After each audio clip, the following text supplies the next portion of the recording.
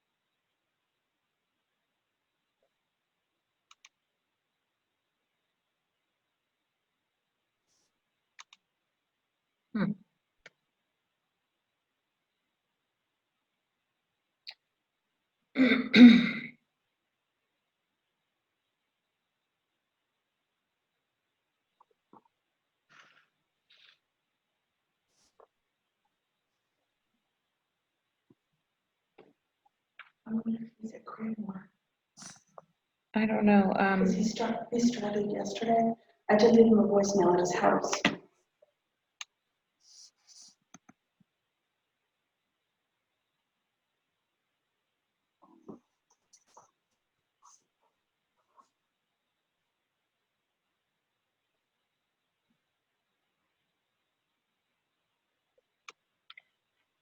Dick, do we want to go ahead and start? I think we should.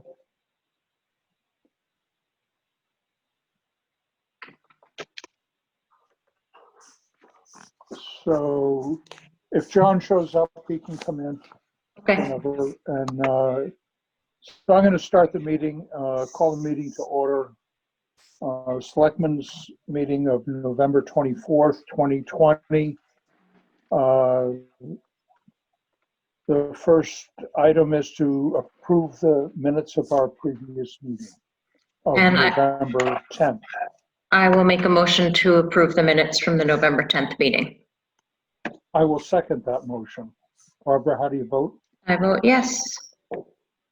Bennett, yes. The next item is a policy addendum and lineup policy for the police department.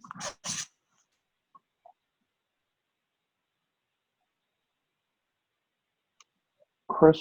Go ahead, Chief.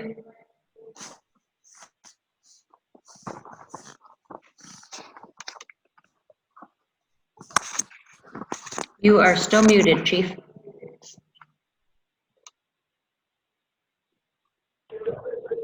Can you hear me now? Yes, Can sir. anybody hear me?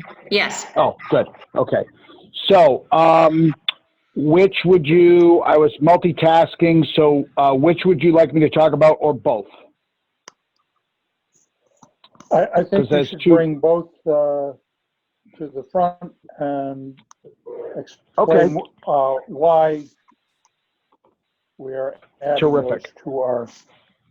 All right, let me start with the eyewitness identification policy. As you all know, being the board that approved our standing operating procedures maybe a year and a half or 2 years ago, maybe Bob was a selectman at the time, we have a full slate of policies and procedures that guide us in our duties. The majority of them were drafted from model policies from the IACP, as well as policies that are compliant with New Hampshire statutes.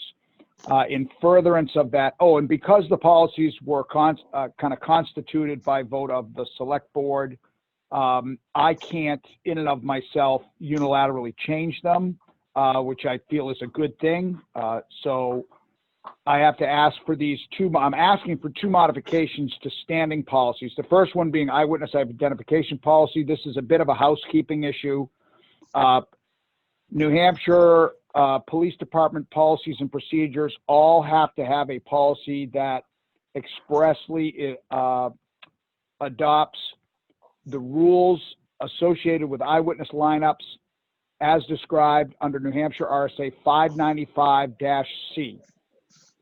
So we don't have any policy specifically on eyewitness identification because we don't craft our own photo lineups. If we were going to get a photo lineup, we would seek the assistance of either state police, the sheriff's department, or Conway PD because we don't have sufficient images in our IMC system, our crime management system, to correlate a good photo lineup to make sure that it's passes constitutional muster. So we would ask those other organizations, and further, that's a cost unit within the IMC software that we have never paid for, nor do we, because we can lean on our partners for that. So this eyewitness identification policy is simply to be consistent with the statute 595-C.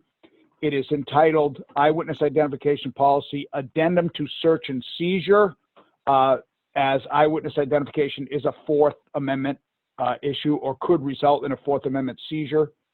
So I put it under there. So it's SOP 29:a, and it says, the purpose of it is to provide an eyewitness protocol that is legally consistent with New Hampshire RSA 595-C and the edicts of the New Hampshire Attorney General's office. And I'll explain why that's important downstream here. And the policy is, it is the policy of the Jackson Police Department to perform lineups and show-ups consistent with the requirements of New Hampshire RSA 595-C and the most current version of these practices as outlined in the New Hampshire Attorney General's Office Law Enforcement Manual. The reason there's the reference to the manual is because the actual statute 595-C2 says that each state, county, and local law enforcement agency that conducts photo lineups, live lineups, or show-ups shall adopt a written policy that sets forth the manner in which they shall be conducted, and such policy shall conform to the standards and procedures established by the Office of the Attorney General and as contained in the latest version of the Law Enforcement Manual pertaining to pretrial identification. So in short, every police department in the state has to have a policy that says our policy will follow the AG's manual guidelines. So that's what that policy says, and that makes us legally compliant with the requirements of 595-C. So I'd ask you to debate that, ask me any questions, and then vote on that. Barbara, do you have any questions about that?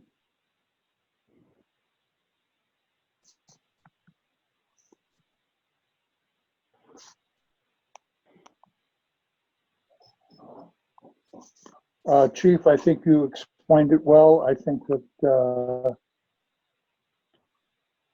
I can get back on, we'll set the vote of policy.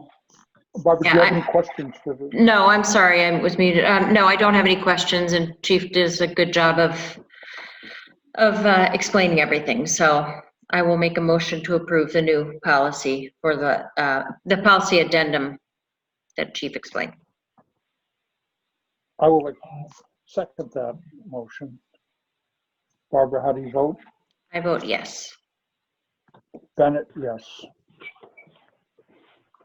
Okay, Chief, would you go ahead with the second addendum? Thank you, Dick. So this is a use of force policy addendum, and it's an addendum to our use of force policy P-05. And this is entitled Use of Force Addendum to Use of Force P-05, and it is listed as P-05A. This is a fairly new creation that everyone has to have on their books and in their policies by Jan 1, 2021. And the purpose of this policy is to provide an addendum to their original use of force guidelines, P-05, so that they are compliant with the U.S. Department of Justice standards for certification on safe policing for safe communities, as required by Presidential Executive Order number 13929. This addendum in no way suggests or infers that the previous use of force policies of the Jackson Police Department are invalid or modified in any way other than the changes expressed in this addendum. As the purpose passage expresses, President Trump signed a presidential executive order involved in criminal justice reform that's entitled Standards for Certification on Safe Policing for Safe Communities. And within that executive order, it is required that every police department that wants to accept federal funds in the future, past Jan 1, 2021, for any federal grant, block grant, burn grant, criminal justice grant, has to have this policy on their books. So what the salient points that the policy has to contain that our previous use of force policy didn't contain because it wasn't required. Not that it was deficient, it just wasn't required till the executive order. Is there's two specific changes and then a specific definition that isn't contained within the first policy. So the first section is adherence to applicable laws. And some of this is kind of like a duh factor because, yeah, of course it's got to be compliant, but this is the language that's needed for you to qualify for federal funds. Adherence to applicable laws. This agency maintains use of force policies that adhere to all applicable federal, state, and local laws. Section 3A, prohibition of chokeholds. This agency prohibits the use of chokeholds except in situations where the use of deadly force is allowed by law. Now, about those two things. First of all, our use of force policies always have and always will comply with federal, state, and local law. You just have to have that as a definitive statement now in your policies. Section 2, the prohibition of chokeholds.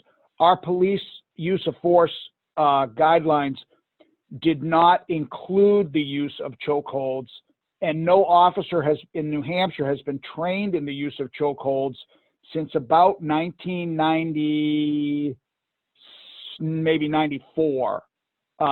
So there's certainly no language about chokeholds in our use of force previously, but because it was not a taught, encouraged, or used technique. But this new executive order requires a specific prohibition on chokeholds unless it's a deadly force situation. Now, to clarify what a chokehold is a chokehold is defined as a physical maneuver or technique that restricts an individual's ability to breathe for the purposes of incapacitation. So when this policy is written and it prohibits chokeholds, that's what it's prohibiting. There are physical maneuvers during an arrest that could restrict someone's breathing as you're trying to get handcuffs on them or you're proning them to the ground, but none of those maneuvers are for the purpose of incapacitation. So that narrowly defines chokehold, consistent with the federal definition of chokehold and consistent with the executive order number 13929. So I will certainly entertain and answer any questions and ask you to approve of this addendum. Barbara, do you have any questions for the chief? I don't have any questions. I just want to thank you all for your service and hope that you never have to use that policy, but I'm glad we have it in place now. So I don't have any questions. Thank you. Well, I'd make a motion that we implement, that Jackson PD implements this policy. I will second that motion. Barbara, how do you vote? I vote yes. Bennett, yes. Okay. Terrific. And then the last thing is, I think that, Chief, you should be recognized for being chosen, having Jackson PD chosen for doing first responder COVID tests. Why don't you give us just a short, a brief statement on that? Well, thank you. Thank you very much, Dick, for that recognition. Yeah, this is, like I said, it was It was an opportunity that came up specifically because we are in that pipeline of information and opportunities through our EMS non-transport license that we obtained a year ago with the inclusion of our emergency medical skills. And coincidentally, you have to have a laboratory waiver, and I won't belabor what that means but there's certain tests you do in emergency medicine in the field that if you're not a licensed laboratory, you're supposed to have a waiver for it from the Federal Department of Health and Human Services. And we just obtained that waiver so you can do glucometer tests in the field for diabetics or people in insulin shock. So it was less than a week after we came up on the first responder surveillance program because and we're eligible for it because we had that waiver number. And so it was like perfect timing.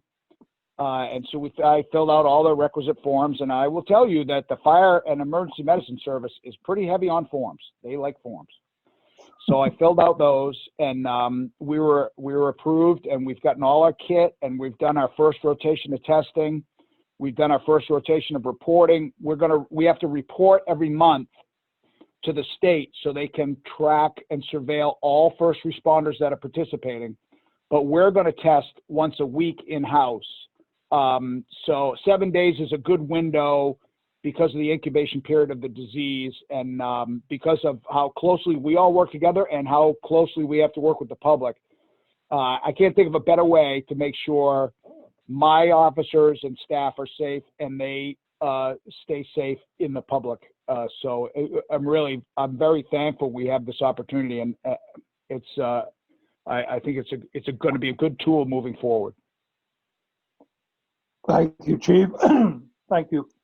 And, it's reassuring to know that your leadership is putting Jackson PD really out front. And I think that's a plus for the town and certainly for your personnel. Thank you again. Thank you very much, Dick, and thank you for the opportunity to serve in that capacity. Thanks, Chief. All right, I think that's it for me. So I'll bid everybody a happy Thanksgiving. You as well. Stay safe. All right, will do. Okay, our next item is the town clerk, tax collector. We were going to put in for a ballot counter, but I believe they're not available. Right. So I chatted with Karen about this. Yeah, we were going to purchase a ballot counter with grant money, and those are no longer available. We were like 5th in line, and they're sold out, and they're not producing that machine anymore. So we'll keep our eyes open for other possibilities for ballot counting in the future. However, we will try to be using the grant money in other ways that are written within the parameters of the grant. So there's some hazard pay and hazard reimbursements that we can use for some of the postage and possibly to reward some of the volunteers as well. So we're looking into that. And then if we don't have anything, we will end up sending back some of the grant money, but hopefully we can put it to good use here. Thank you. Mm-hmm. So our next discussion is office laptops. Maybe Julie Atwell or Barbara, you want to? Yeah. Are you still? Actually, yeah, I talked to Julie Atwell this morning on this, and we got a quote for some laptops, basically to help with the remote working, but also just to replace some old equipment, which is more applicable. So we have a quote for each laptop with all of the necessary software, et cetera, is just under $1,000. So it would be with everything installed, I believe it's just over $3,000. And Julie Atwell, you can correct me if I'm wrong on that, but this would be one for Julie Hoyt, one for Julie Atwell, and then one for Karen Burton. And the laptop that Julie Atwell is currently using is about 3 years old, and we would repurpose that for the use of, like Jason, when he comes into the office, or if in the future, if a public laptop were needed for someone to access. Did I get that right, Julie? Yes. So any questions on that, Dick? I'm recommending 3 versus 2. I think that having current and valid equipment is important, and the prices don't necessarily go down for these work type laptops. No, and I guess Kevin Bennett is going to help install the program. The fire Or department has has, the the fire license? department, yeah, the fire department has Microsoft Office licenses that we can use. They have more than they need, so we can use some of those licenses, so that saves $100 to $200 per laptop that we don't have to spend. Well, should we take a vote on authorizing that purchase? Yep, I will make a motion to authorize 3 laptop purchases and repurpose the old ones, one or ones. I will second that motion. Barbara, how do you vote? I vote yes. Bennett, yes. Also, part of that recommendation is the fact that we are under budget for many of our categories, so I don't want to keep spending money, but at the same time, we're still going to be under budget. I guess we're not up against the wall there, so that helps. Absolutely. The next agenda item is the employee COVID policy. So Emily said she's not able to make it to the meeting today, but her words of wisdom were, please stay home. And then also, I would like to say, and I'm sure you can vouch for this, Dick, is just to make sure that we all follow the governor's mask mandate now that that has been put in place, and just taking every precaution possible to not spread the virus. And do you think we should vote on adopting the employee COVID policy? Yes, yes, we do need to vote on that, and I will make a motion to approve the policy that Emily drafted. I will second that motion. Barbara, how do you vote? I vote yes. Bennett, yes. And I believe that's already been submitted to all the employees for review. Is that correct, Julie? Well, it was discussed at the safety meeting, Right. so I don't know if it's been redistributed. It will need to be. Pretty much, or a lot of the department heads were on that call, so they're definitely aware of it already. Yeah, I think we discussed it and thought that the department heads would be the guides for the employees on that. And the selectmen didn't want to try to micromanage various departments, but I believe we will step in if there's any problem or pushback. Correct. All right, the next item is an update on the fire department feasibility study. So there's not too much to state other than Sam and Delia are starting with kickoff meetings, and then we're going to be having a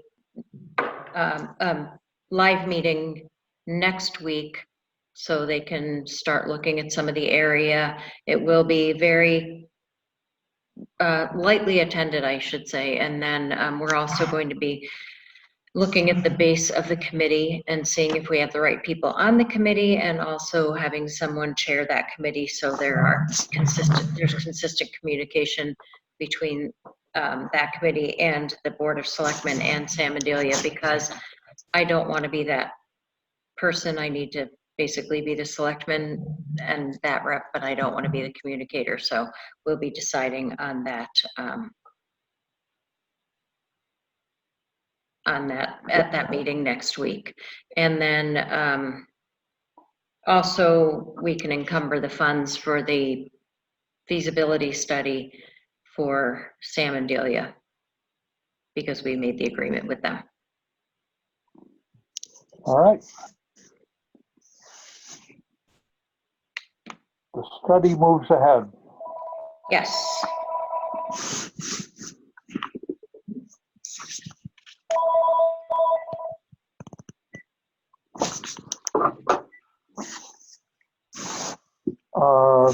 The next item. Oh, yeah, the trust funds. I'll read that. Dear trustees, the Board of Selectmen are requesting the following withdrawals from the trust funds as indicated below. $10,000 from the Mark Hammer Fire Department Fund 0074. Sales order dated 11/12/2020. De Silva's Motorsports. The remaining balance will be paid by Jackson Firefighters Association. $16,363.53 from the Police Cruiser Capital Reserve Fund 0027. Invoice 39201113 dated 11/16/2020. Ossipee Mountain Electronics Incorporated $4,800. Invoice 3979544 dated 11/16/2020. Ossipee Mountain Electronics $11,563.53. $73,790 from the Highway Truck Capital Reserve Fund 0068. Sales order 561271-S3 dated 11/21/2020. Tenco Industries Incorporated. Entertain a motion to have the trustees of the trust funds make those withdrawals. I will make a motion to approve the 3 different withdrawals from the trust funds. I will second that motion. Barbara, how do you vote? I vote yes. Bennett, yes.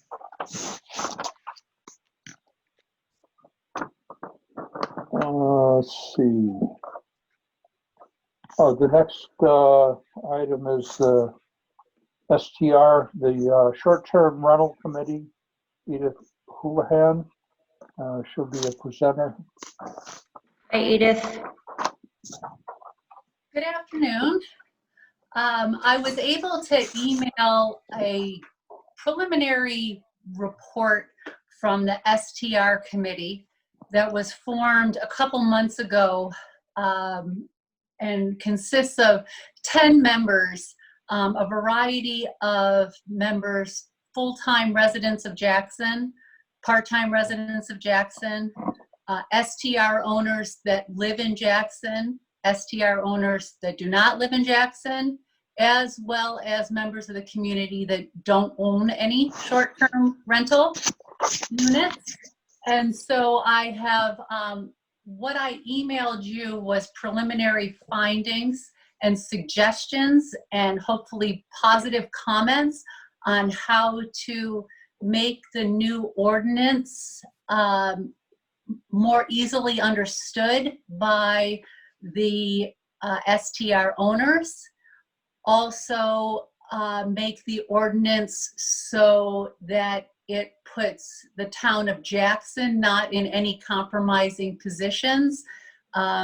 As we know, we don't want to spend our town funds on legal issues, as we are venturing into an area that is newer in New Hampshire, but our committee did a lot of research in this field outside of New Hampshire with other towns that are like Jackson, in that they're a great place to live full time, but they're also a tourist town and have a large number of second homeowners.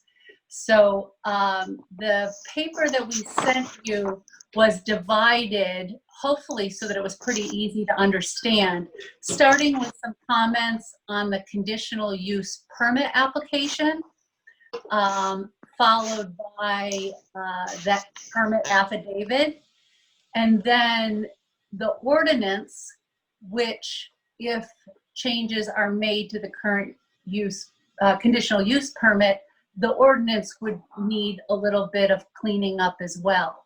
So since you have it ahead of time, I think it might be easier and more efficient if you had specific questions for the committee or for me to answer from your looking at the notes that you were sent. All right, I have a couple comments on that. One, you stated in what I received that this was not a unanimous presentation of ideas, that there was some, back and forth on, which I totally accept. But I'd like to know who was at a meeting and what the vote was. I don't think that it's fair to just say, this is what a majority is putting forward, or this is what a number of people are putting forward. So it would formalize it a little bit in my mind if you could be a little more forthcoming in how you reach this decision. One thing I don't understand is the comment to drop the rural residential district wording. I mean, this whole STR is for the rural residential area. The commercial zone in Jackson, it's legal. I mean, now, there's no problem. It's running a business in the rural residential section of town that needs the cup, another permit. So maybe talk to the committee about that. I didn't really dwell on each part of what I see. I think it has to go to the planning board. They crafted the original wording, and I think they will make recommendations to the selectmen about any future changes.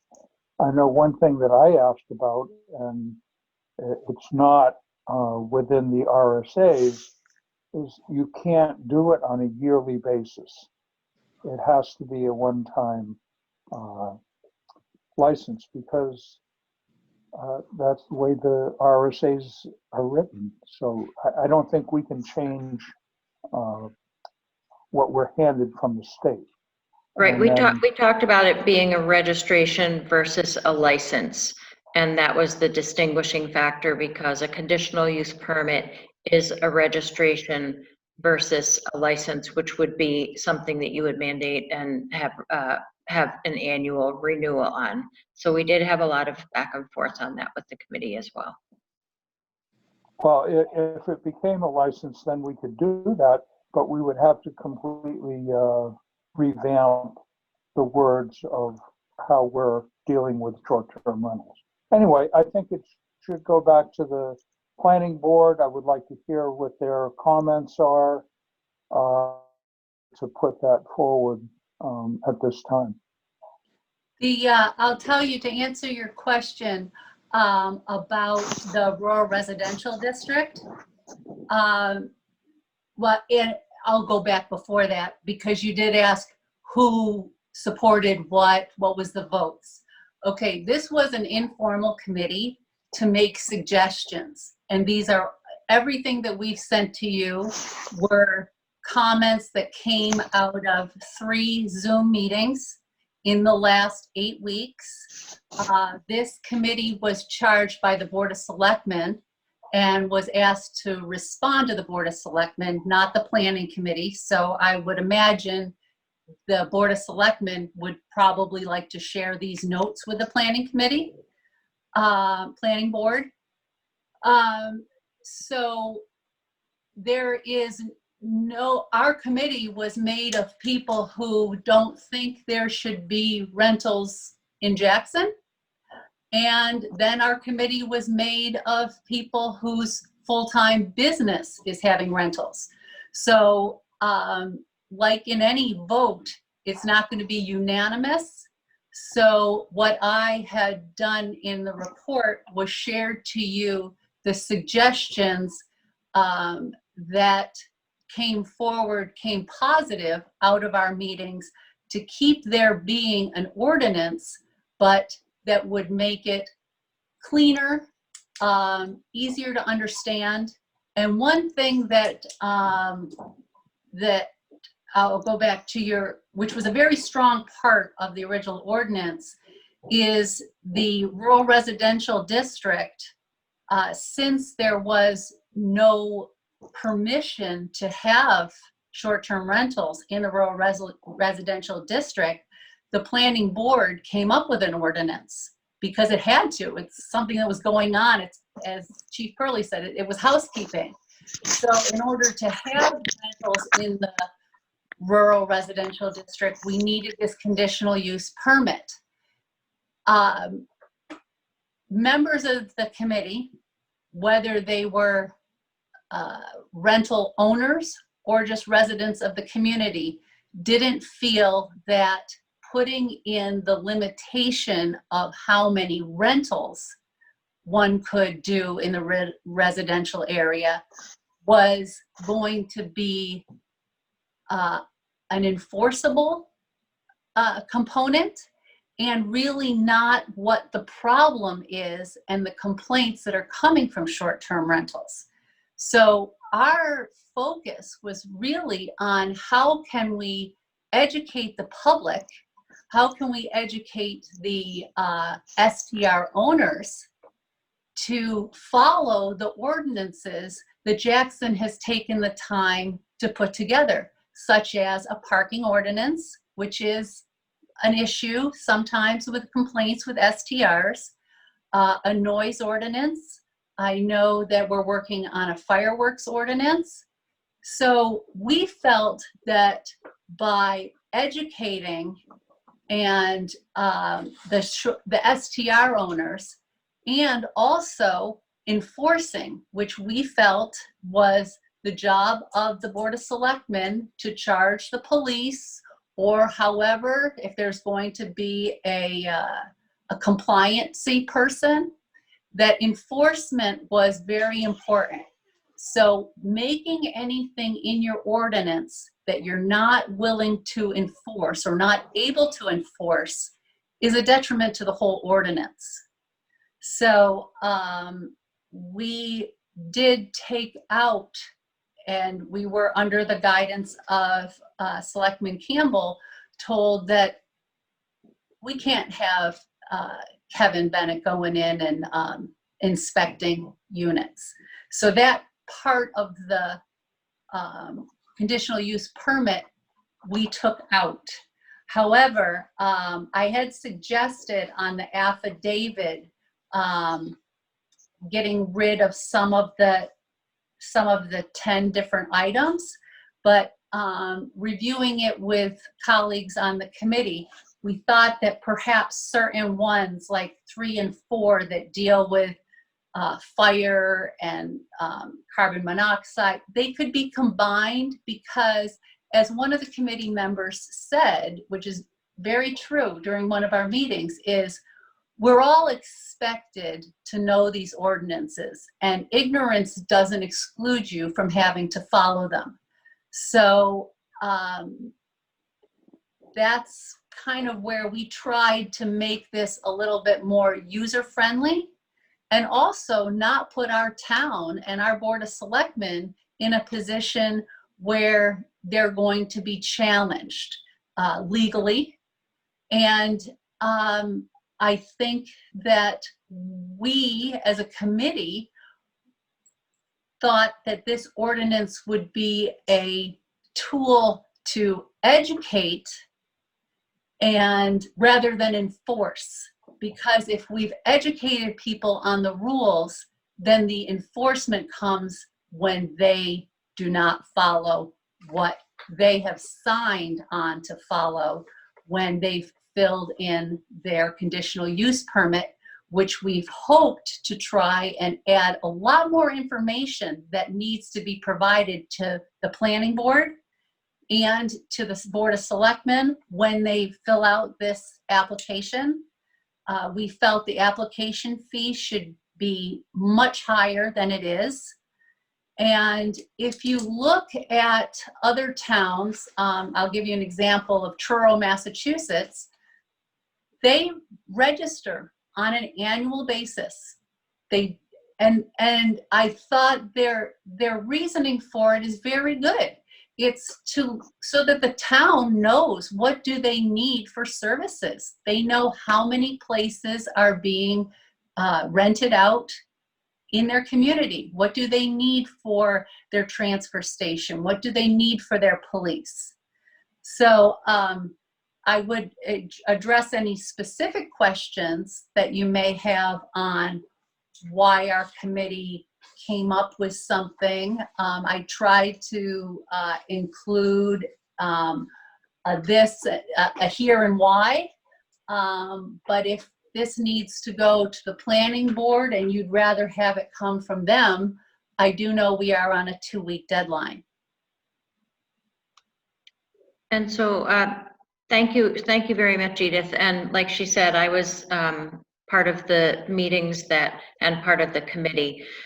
So I do have the list of people, and we all have quite a bit of notes that were discussed in each of the meetings to get to these points. I also did talk to Bill Terry and Scott Badger already about some of the discussions, knowing that we had a strict deadline to stick to if we're going to present any changes for the ordinance and the conditional use or the conditional use permit.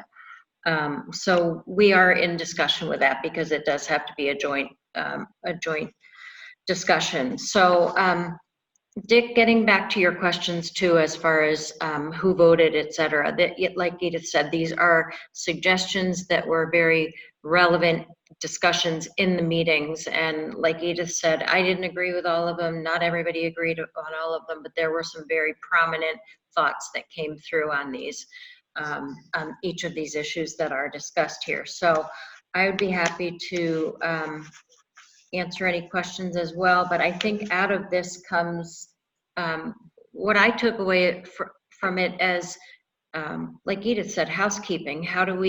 Is there a way that we can clean up the ordinance to make it more understandable for renters? For owners that are registering under the conditional use permit? How do we make it less time consuming and tedious for the process to go through, so when it's filled out it makes more sense and it can be enforced?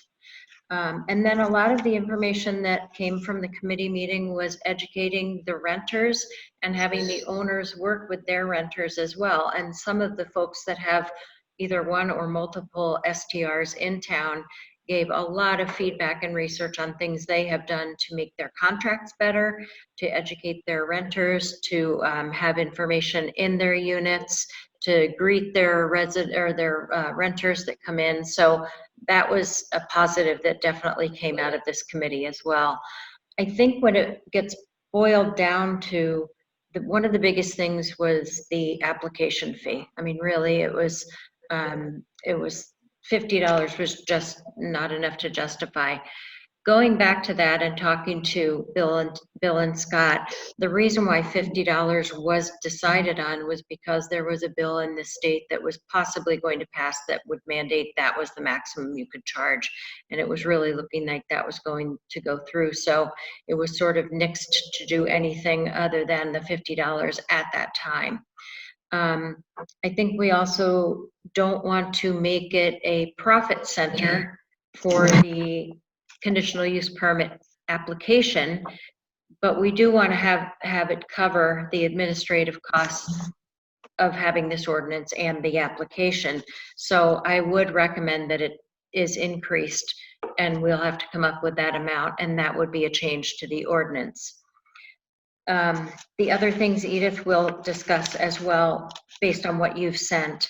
And again, like you said, what is best for the town, what is enforceable by the town, and what is not, without getting into any lawsuits or legal issues. When it comes to changing the conditional use permit, there may be a lot of housekeeping issues that we can do on that that don't affect the ordinance itself, but are more restatements of the conditional use permit to make it, as I said, less clunky, a little bit easier to understand. And I think that will be probably easier done than having to fit into our 2-week deadline on how to make sure we get the changes that we want for the next town meeting, et cetera. So you're right, we have a slim deadline of 2 weeks to get through this and see what things we want to change on the ordinance and what things we want to change on the conditional use permit that would reflect a change in the ordinance, or just change the conditional use permit moving forward. Before I think the most important things that did come out of our meeting that we want the Board of Selectmen and the Planning Board to consider is that the number of rentals coming out of the rural residential district, as long as those rentals are following the ordinance, they're not a problem.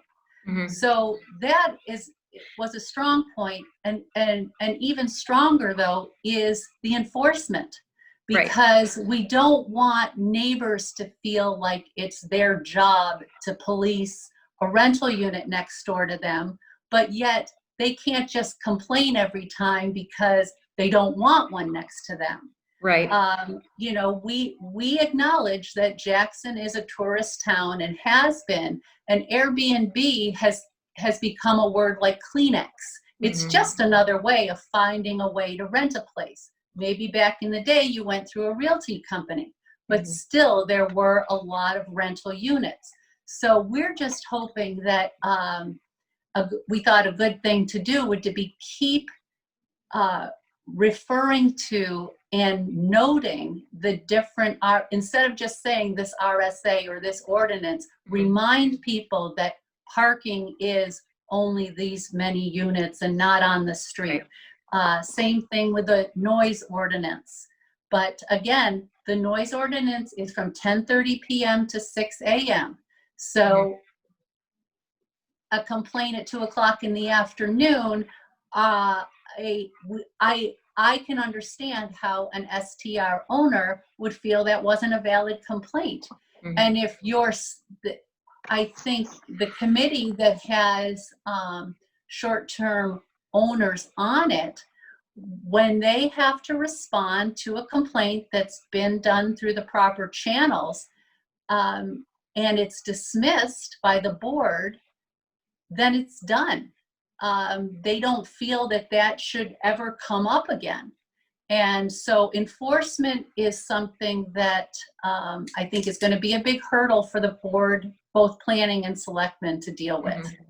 And I think, like you said, educating people so they know the difference between what is a complaint or an ordinance violation, whether it be the short-term rental ordinance, the noise ordinance, another different ordinance. Do you call the police or do you file a form with us? So educating and clarifying those issues and tightening up our processes, which we've been working on. So, you know, just enforcing this, you're right, is one of the most difficult part. By tightening up the ordinance and the conditional use permit through the use of processes to follow should help that as well. So I got a lot of value from being on the committee. It was a great group of people, like you said, a mix of people, owners, non-owners, residents, part-time residents, and there was really good ideas and feedback. And I think that the next year will be better than this past year was, because we'll be able to come up with a lot of other solutions on how to educate people and hopefully make some valid changes.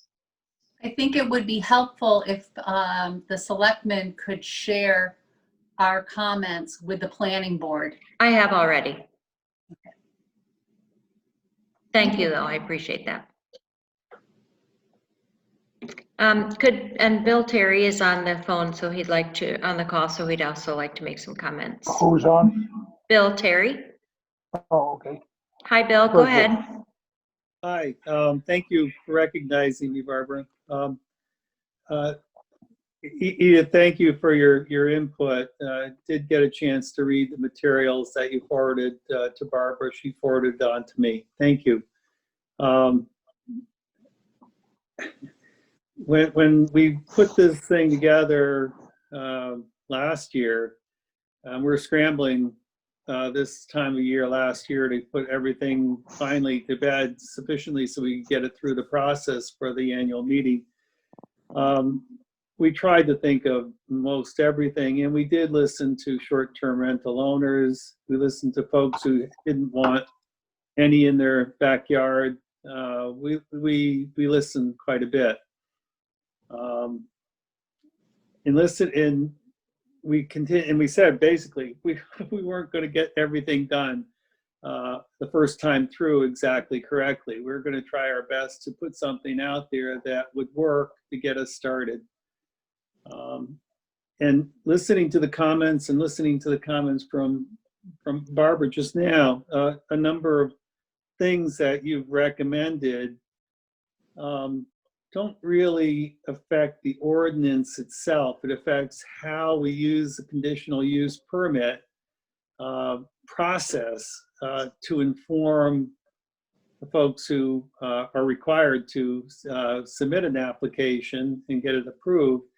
Have them understand what it is their responsibilities are. And to the extent that they don't understand them, they're not going to properly educate their renters, and it ends up creating a snowball effect of negative effects.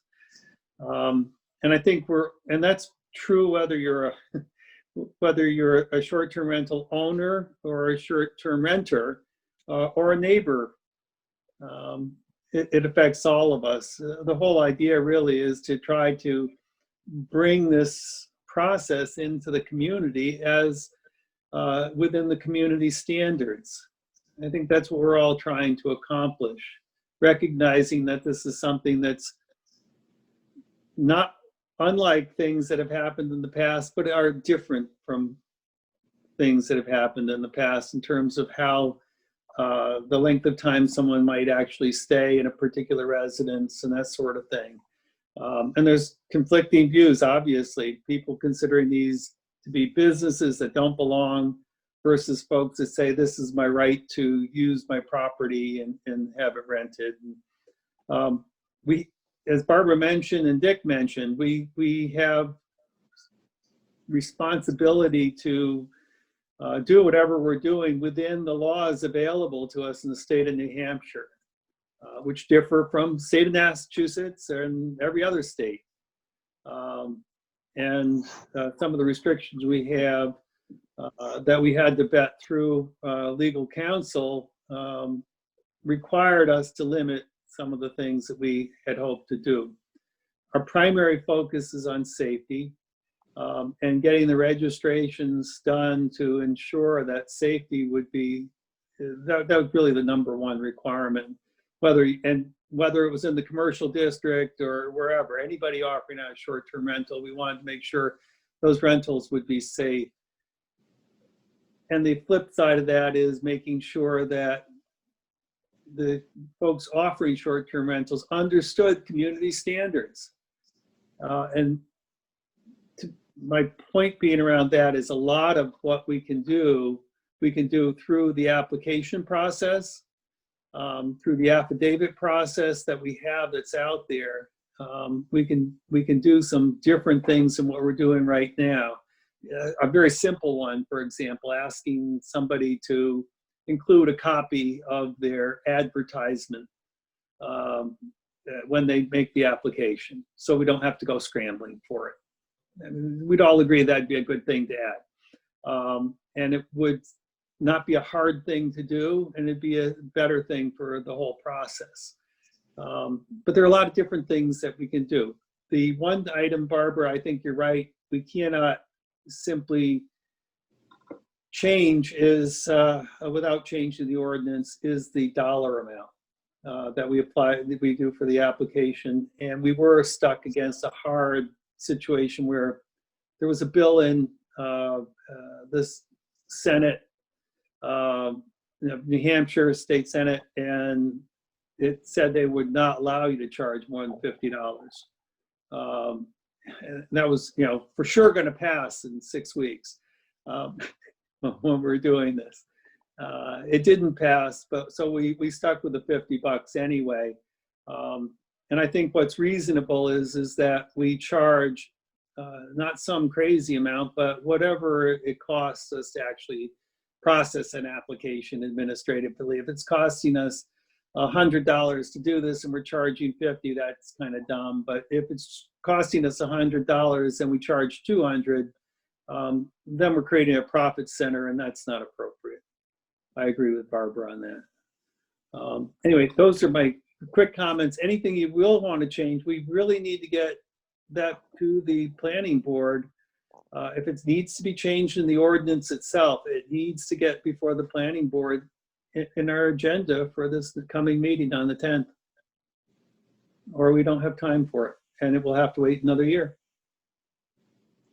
Well, as I said, I think our strongest comment is the 4.4.5, the rural residential section of the affidavit. I mean, of the ordinance. I agree with your points that most of the changes come in the conditional use permit, because other than perhaps reading some of the suggestions for our enhancement of the purposes of the ordinance, I think really just that rural residential district section is the strong point that we didn't feel was a good thing to have in there because it wasn't going to be enforceable. And just trying to protect the town and say, does this really make a difference? If we're enforcing any violations, who's going to check and keep up with that? But again, like I said, we just tried, we know there's an ordinance, and we're just trying to make a way to use it, and our suggestions on a know before you go, and offering more information for the conditional use permit would only make it easier for the town to implement this. Yeah, we could probably talk for several hours about what the reasoning was went to each of these, and what the limits are, and what the requirements are, what the expected enforcement risks were, which we weighed very heavily in setting up each of the pieces we did. I have responses for each of those items. I'd be happy to do that at length if we have a public hearing, but not in this format. And again, that's not listening. I think that's making sure that we all appreciate what the limits are and what the opportunities are. Some of the people who are on your committee were also made comments at public hearings that we had when we put this together last year. And we agreed to disagree on a lot of different things, simply because there's no way you can do this and have everyone agree. It's absolutely impossible to do that. You probably saw it in your committee as you spoke through various views, and how do you put that together in an ordinance that works for the reality of what we have? And I'm not saying we did the best job. I think we did the best job we could with what we had. And I think we can make improvements, and I'm more than willing to listen to things that will help. What I hear mostly on things I hear right now, it's not a change to the ordinance itself. You may argue on the wording perhaps, but it's really on the process and what we're doing with the application and the conditional use permit itself. Anyway, that's my comments for now. Thanks, Bill, and thanks, Edith, too. So what I'd like to do is just to follow up after this meeting with Bill and Edith, and maybe we can just discuss some of the more important topics on that and discuss maybe next week early. So I will work with the two of you to communicate, just so I make sure that I'm the most educated that I can be in helping move these forward. So. And again, thanks to both of you for what you've done. I think we're Yep, thank you, Edith. sort of And trendsetters. Bill, both of you for your time. It's always valuable. Okay. Our next item. Oh, the right-of-way at Vista Way is still pending. We haven't had much feedback from them for a while. The Benish driveway permit is still postponed. They'll let us know when that's ready for a decision. And then we have short-term rental applications, which we should go through at this time. Yes. Barbara, do you have your sheet? I do. Okay. Okay, so we have 70 Ridge Road. And Yes, I 70 will, Ridge Road. yep. Since there are no issues on that one, I will make a motion to approve the application for 70 Ridge Road. I will second that. Barbara, how do you vote? I vote yes. Bennett, yes.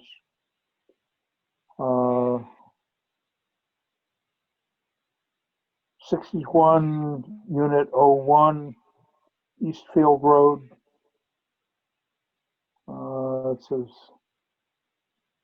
it has an updated listing, Mhm. which now complies 3-bedroom, sleeps 8. I will make a motion to approve the 61 Unit 01 Eastfield Road. I will second that motion. Barbara, how do you vote? I vote yes. Bennett, yes.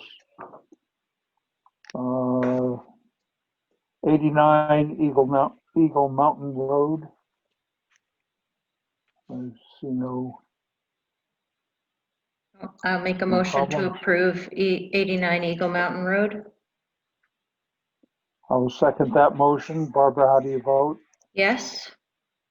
Bennett, yes. 31C Wentworth Hall Avenue. I will make a motion to approve 31C Wentworth Hall Avenue. I will second that motion. Barbara, how do you vote? I vote yes. Bennett, yes. There's the first one with a problem, 46 Alpine Drive, 3-bedroom building permit, 4-bedroom listing. Needs to change the listing to a 3-bedroom. Right. So we will not approve 46 Alpine Drive. I will second a denial of that application. Barbara, how do you vote? Yes. Bennett, yes. Okay, 143 Tin Mine Road. 5-bedroom tax card, needs to change to the listing to Suite Mhm. 12. So we're denying 183 Tin Mine Road until they change their listing, and then we can reconsider. I will second that motion. Barbara, how do you vote? I vote yes. Bennett, yes. And just, that was 183 Tin Mine Road, sorry. Yes, 183 Okay. Tin Mine Road. Yep. Thank you. 61 Middle Mountain Trail. Doesn't seem to have any issues. No, I will make a motion to approve 61 Middle Mountain Trail. I will second that motion. Barbara, how do you vote? I vote yes. Bennett, yes. 8A Foxview Lane. No issues there, so I will make a motion to approve 8A Foxview Lane. I will second that motion. Barbara, how do you vote? I vote yes. Bennett, yes. 29A Wentworth Hall Avenue.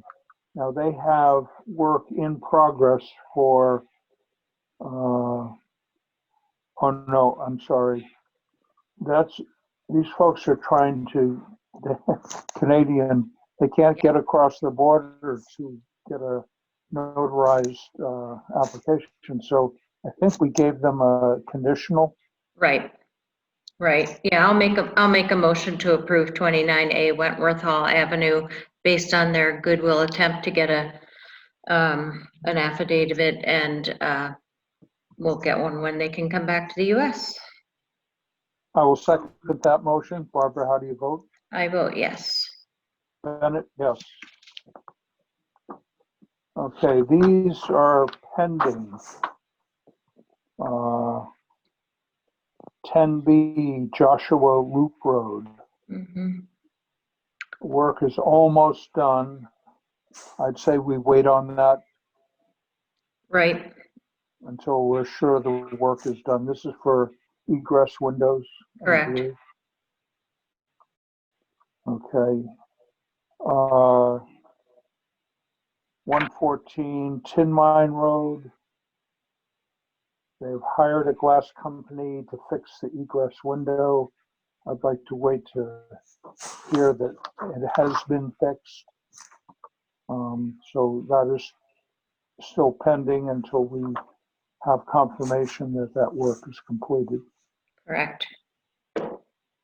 310 Moody Farm Road, that was denied and we have not heard back. I think it's time to send them a letter to find out what was going on. Correct. We'll be sending them a second communication, but and that's still denied. Okay.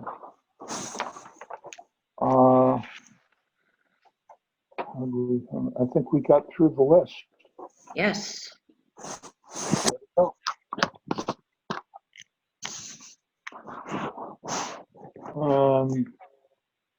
Pending also are Kudrick. Kudrick, that whole thing is in town council's hands now. Correct.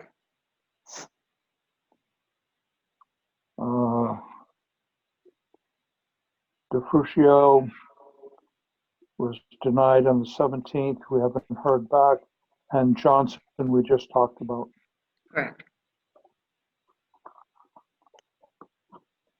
Okay, then we had a complaint, Tin Mine Road. Right. We have one complaint, it's unsigned, and I'm afraid that we're not going to deal with unsigned complaints. That's part of the deal. We have to do it. So I realize that it's not always neighborly to, put your name to a complaint, but that is our process, so that's the way it's going to be. And also, if there is a future need to have the person that filed the complaint because of a hearing, they will have to make themselves known as well. But I think that if someone has a genuine concern as to filing a complaint, that they feel they're not safe, then they should really look for other avenues to feel safe, but otherwise they can certainly reach out to the Selectmen's office and we can try to work things out that way to file a legitimate complaint. Well, and I think it's precedent in the United States that you get to meet your accuser and not this, backdoor stuff. So, Right. then we have a complaint for Horrigan, second complaint, 62 Thornhill Road. Mm-hmm. And we will be, we'll be sending a, legal counsel has that one as well. Yeah, let's find out what's going on with them. Okay, that gets us through the complaints, STR complaints. Mm-hmm. Now we have building permits. We have a building permit at V6, Lot 18, 10 Mountain View. A new timber frame barn. We have a permit, additional timber framed overhead on existing deck at 63 Pine Brook Road. Those have Only been two.